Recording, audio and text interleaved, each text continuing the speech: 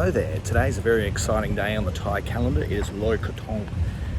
What is a Loy and what is a Krathong? Well, stick with me and I'll tell you all about it. We're going to go shopping. I'm with my daughter here, so we're about to head down to a river or some body of water and launch our Krathong. First, we need to buy some materials to make our Krathong. So stick around, I'll tell you all about what a Krathong is, the meaning of the festival, and then you can join me and my family as we float our Krathong.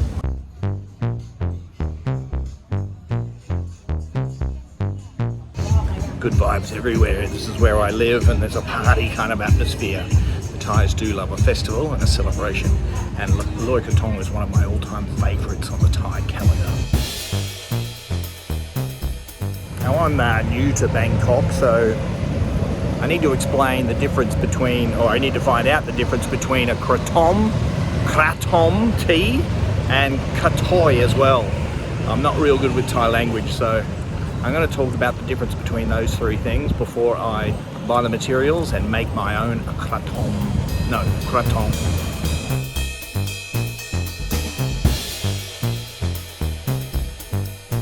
So the sun is just setting. I'm at Udom Suk at the moment. And tonight is actually a full moon, and that's actually connected with the timing of this festival. But I've also read that today there's some kind of an eclipse, and there's going to be a blood red lunar eclipse. So that should be visible about 6 p.m. So I'm hoping to catch this phenomenon. So you can buy the krathongs ready-made, or you can buy the materials and build your own. So my daughter, she's 10, so we're going to have a little family creation. We're going to build our own krathong. So just walking down the markets here, smelling all the good smells, looking at all the good food. And we'll buy some materials, and then when we get to the park, we're going to build our own krathong.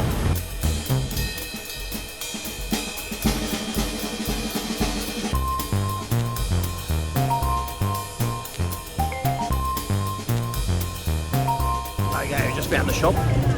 Just found the lady selling all the flowers and the krathong materials. So my daughter and I have stocked up, and now we're heading to the park.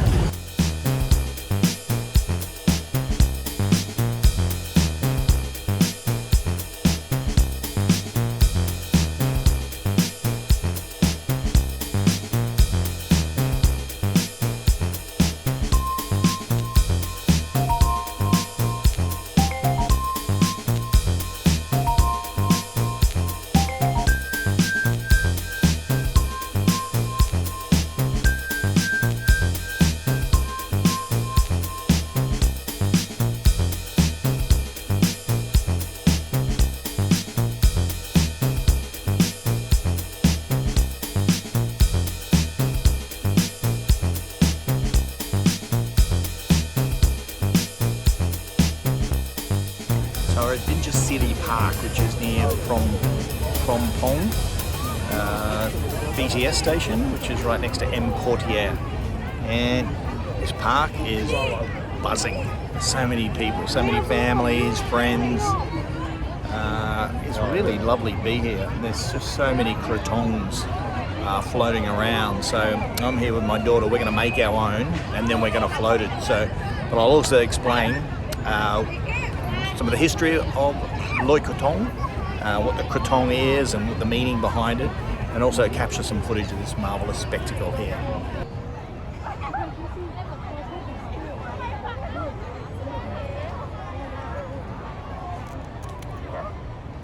So I've just been reading about kratom. Kratom is an opioid, much like morphine, and it helps relieve pain. It also helps treat depression and also anxiety, among other conditions, is what I just read. I'm liking it. It also reads that in low doses, it can be, the effects are like a stimulant. But in large doses, it becomes a sedative, and it can produce psychosis. So the two common ways kratom is consumed, it can be smoked, but it can also be brewed in tea. So I've crushed up the leaves and I've brewed it with some actual tea leaves, so I've mixed it up. So it's a combination of kratom and tea, and it's quite pleasant. I'm a big tea drinker, so it's actually, for me, quite pleasant to drink. I'm having some mild doses, so I am feeling a little bit stimulated. So low doses, it's reported that kratom can bring alertness, also some physical energy, but also it can produce a talkativeness as well. Individuals addicted to kratom, it's said to that they've experienced delusion, confusion, and psychosis. I better slow down a bit. Okay, I've just been reading that some side effects from kratom include nausea, constipation, and erectile dysfunction. That's it. I've had my kratom experiment. I don't want any problems downstairs. When I first came to Thailand, I got confused with Krathong, Kratom and Khatoey. So I've just explained about kratom, and I've had a few sips of kratom tea, but I've given up because of the side effect of erectile dysfunction. Now Khatoey is commonly known as the ladyboy, and in Thailand it's like a transgender, a name for a transgender. But back in the ye old days, Khatoey meant anything that kind of basically didn't fit into the male or female heterosexual. So if anything was outside of that boundary, they were referred to as a Khatoey. However, interestingly, Khatoeys themselves rarely call themselves that. So it's a word that other people use to identify. So that's, having said that, it's kind of probably not the best word to use. If a transgender person or a ladyboy wants to be called Pu Ying or something else, and they don't want to call themselves a Khatoey, I don't think I should be calling him a Khatoey. But anyway, we're not here for kratom, we're not here for Khatoeys, we are here for Loy Krathong. That is my lesson in Thai language. Enough sitting around reading about Khatoey, Kratom and Krathong. I'm going to have a little bit of a walk around. I've decided I'm not going to build the Krathong until my skillful wife arrives. She's much, much better at Thai handicrafts than I am. So I'm going to have a little bit of a wander around. I'll capture some video footage and share it with you all. And then I'll build a Krathong. And then as a family, we will float the Krathong. And all along the way, I will explain what's happening. I'll tell you what, it's a lovely atmosphere at the park here. It's November. Loy Krathong, it's a festival that's associated with the lunar calendar. So tonight is a full moon, and it is a blood red moon, but I cannot see any moon at all in the sky, sadly. But it is full moon. So the date often changes because it's linked to the moon cycles. But it usually is in November. So November here in Thailand, in Bangkok, is actually a really nice temperature as well. So it's just a lovely night, really. It's just a lovely night here in the park. Anyway, I'm jacked up on Kratom. I'm going to go for a bit of a walk around and get some footage of this wonderful festival.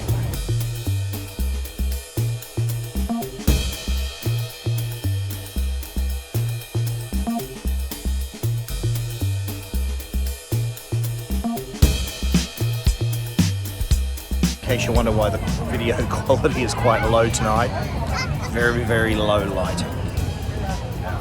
If you've ever taken some video footage before in your life, you'll probably fully understand. So I'm using my iPhone tonight, and I'm doing the best I can, but it's not my normal standard of video capturing quality that I get with my GoPro.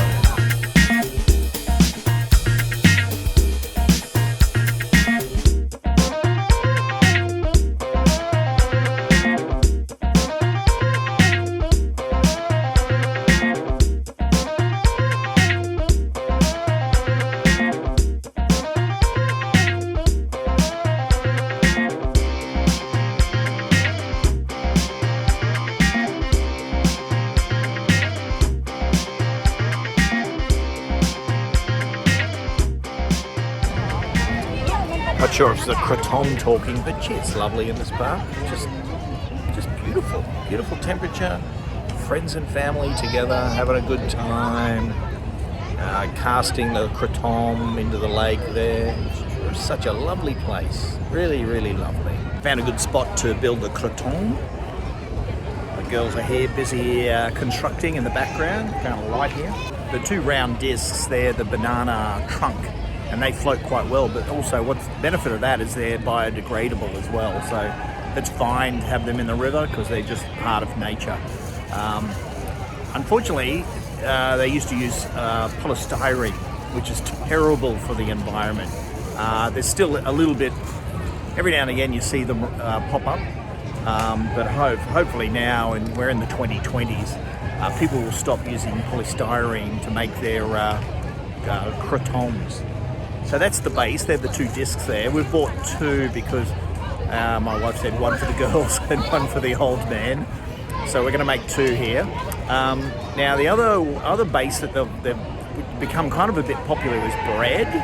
Now the concept with bread is that when it's floated down the river, that it will get eaten by the fish. But unfortunately, there's this kind of, it's like a cheesel kind of. It's this product that fish use, and it's really brightly coloured, which is kind of a bit popular. So people float this kind of, factory-made food substance, which has zero nutrition, brightly coloured, and they float that down the rivers as well. And I'm not into that. First of all, the krathong's pretty ugly.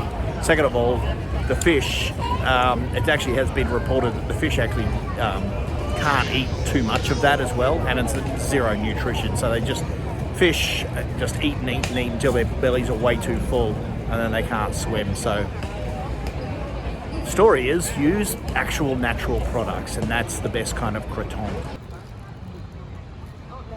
So once you've got your base, the next thing is to decorate it. So the folded banana leaf, they usually fold them in rectangles, triangles and squares and decorate the outside of the kratom. And then they put flowers on the inside. Part of the decoration, usually a kratom has a candle or a sparkler or maybe both, and the meaning behind the candle is basically just so it looks beautiful. Same with the flowers and same with the banana leaf decorations around the outside. They just want it to look absolutely beautiful when it floats down the river or set float in the nighttime on the lake or the pond. So these here are joss sticks or incense sticks, and there's three of them. And the reason there's three of them, one is to represent Buddha, one is to represent other gods, and one is to represent those that are deceased, the past souls that have moved on into the afterlife. So these are actually very spiritually significant, these ones. What also is quite common is that people put in coins as well. And the concept of putting a coin when they float the kratom is that making merit, and that goes to the lost souls in the afterlife as well. I think that's what I read anyway. Now the other thing that I found really interesting was that people put in nail clippings or hair. Now what that represents is some of the bad or the evil. So the action of floating the kratom has very spiritual meaning, and people are trying to think about some of the bad or the evil or the bad luck or the problems and float those problems away. So clipping some nails or clipping the hair or putting both in the kratom is symbolic of releasing some of the old, releasing some of the problems, some of the pain, some of the regrets. And I really like that symbolism, like floating away your troubles.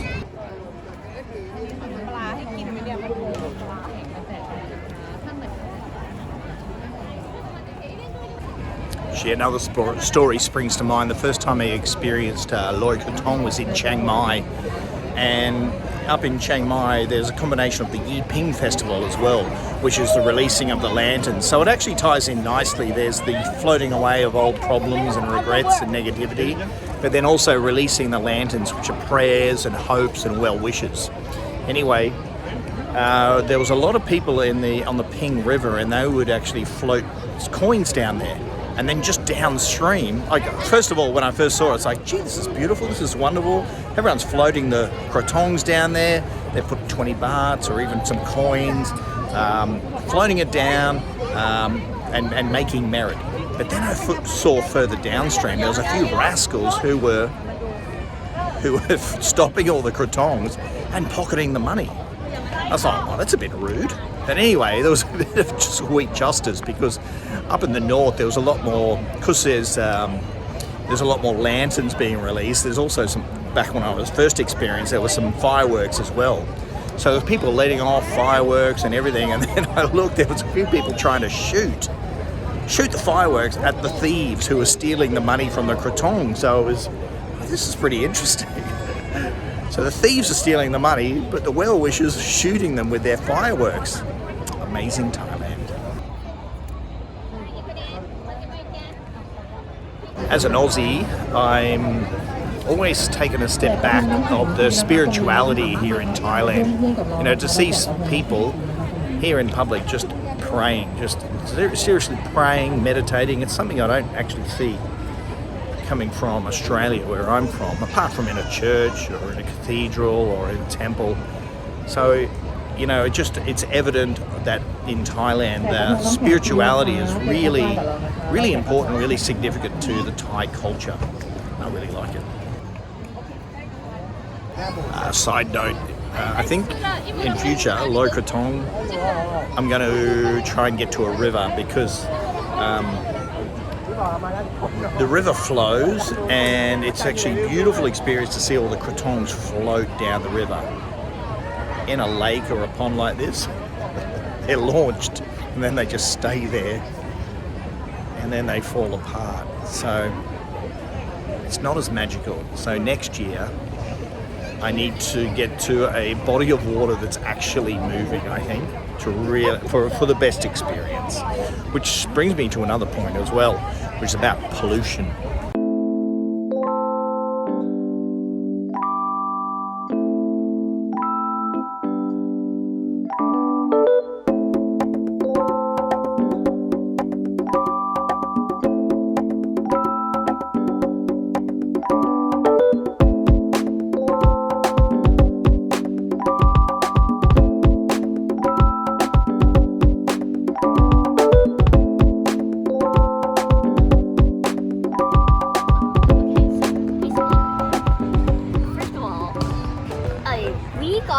So they're selling the stuff for like 100 baht there. This all cost my mom 85 baht only. And these twigs, we got them for free by scavenging around here. I found a frog while it was like over there. I found a frog, very small, very cute. Anyways, for this all you need to buy is scissors unless you already have them. So you just find some twigs, and then first of all, so how to cut the pointy things? You have to first cut like a slanted edge, kind of, on these. Slanted edge, make it pointy so it can actually stick. Do that on both sides, and then I have to do now is just cut at a slanted edge. Okay, so for these flowers, how to use one of these on one of these flowers. So first of all, when you first get these, they'll probably be like this. You just tear off that part, very easy. Then for this part, you insert the pointy part. Well, they're both pointy. If it's not pointy enough, you can always cut it back, or if it's too long, you can also always cut it back. Then Okay, then where do you put it? Then you go like this. Put it on one of the krathongs. So you just queen it in to the flats. Okay, now show us where it is. So still, I think I'm feeling the effects of the kratom. I'm buzzing, talkative, I've got energy. Anyway, the girls are just putting the finishing touches onto our krathong, and we're about to float. So it gives me a good opportunity to tell you the meaning of Loy Krathong Festival. Let me talk to you about the history of Loy Krathong Festival. So traces back to earliest is in the Sukhothai, when the Sukhothai kingdom was ruling Siam. But there's also some history that traces back to Khmer kingdom, but also way back to India. Pramekhongka is the goddess of water, and so on the surface this is a festival basically to pay tribute to Pramekhongka, the water goddess, and thank the water goddess for the supply of water, but also to apologise for the pollution that has occurred in the preceding year as well. And then if one was to dig a bit deeper in the history of Loy Krathong, there's actually origins from three different nationalities or three regions. There's the Khmer, there's the Indian, and also there's the Chinese water festival as well. So they're the three, it seems like a mixture of those three kind of historical water festivals that have been passed down to nowadays the Loy Krathong.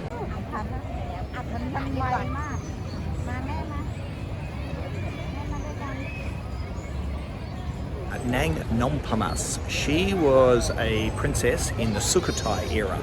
Now, she was renowned for her beauty, and she has been depicted as actually making a kratom-like figure and floating it down the river in Sukhothai. And it was decorated beautifully, but also with birds.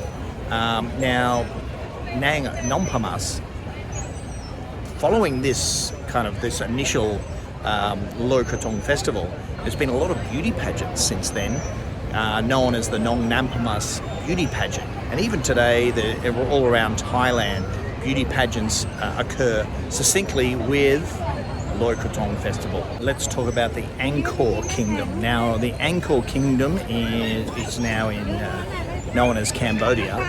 In the Bayon Temple, there's some murals, bas relief, which depict kind of like a Loy Krathong festival. And that dates back to the 12th century. So this festival here can date back to the Khmer Kingdom and the 12th century. Now let's talk about the Rattanakosin era, Chakri dynasty. Nang Nompamas features once again.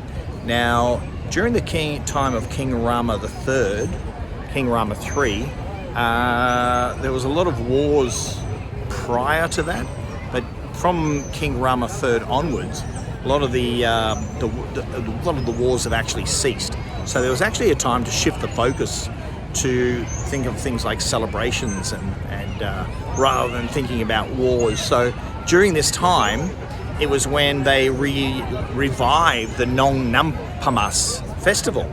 And the Nong Nampamas festival, they had a beauty pageant, and they started to observe this kind of what we see today as this Loy Krathong festival. So this dates back to King Rama III. Now, interestingly, when scholars actually examine Nong Nampamas, it's been revealed that she's not actually a real character, but it seems like she was made up. A little bit of sadness about the pollution that was occurring in the lake here. I mean, this is a festival to celebrate the river. But I tell you what, there's a glimmer of hope. At the back of Benjasiri Park, there is is it called Bangkok Zero Park? Zero Waste Park. And it's all about recycling. Now let me get over this side. It's all about recycling, but also there's a whole bunch of plants here as well that they're giving away for free. There's also some little saplings, some seeds and things like that. And it's all about the sorting of garbage and stuff like this. So it actually gave me a lot of hope, because I was a little bit sad. There was a little pang of sadness because I love this festival. Loy Krathong is one of my most favourite festivals, not only in Thailand, but the whole world, of all the different cultures that I've visited and experienced. Loy Krathong is up there in my top 5. But there's that little tinge of sadness that it's like we're polluting the river. But the fact that I didn't see one polystyrene krathong in the lake today, and the fact that there's these kind of recycling stations in the background gives me a lot of hope. So this is fantastic for me. So it's such a deep and spiritual kind of a holiday. with a good connection to history. But looking to the future, I hope I'm hopeful. I'm very hopeful that we will indeed save the waterways, respect the waterways, and stop polluting our waterways. So as I watch the skateboarders, it's school night, so I've got to get my daughter home to bed. Otherwise, I would stay here much longer, enjoying the festival, sipping kratom, or maybe not kratom, I don't want erectile dysfunction. But anyway, time to head home, I think, get my daughter to bed so she doesn't fall asleep in class tomorrow. Oh, a finished product. Well done. Time to float, time to Loy Krathong, Loy Krathong.